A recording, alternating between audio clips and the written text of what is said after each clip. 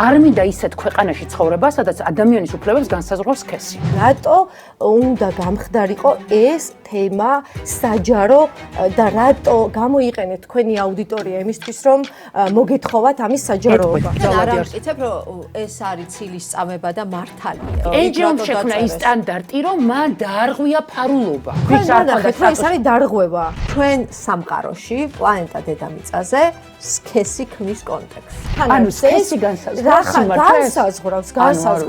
ნახე, აქ არის ცოტა დემაგოგია. ანონიმურობა დაირღვა იქეთა მხრიდან. საფარმაც იგივე გააგრძელა. ეს means yes. ანუ მხოლოდ კი ნიშნავს კი. ოფიფიკაცია მოხდეს. მორალურ სტანდარტებზე. რა საერთოდ საუბრობ მორალურ სტანდარტზე? რატო საუბრობ? ამ შემთხვევაში არა.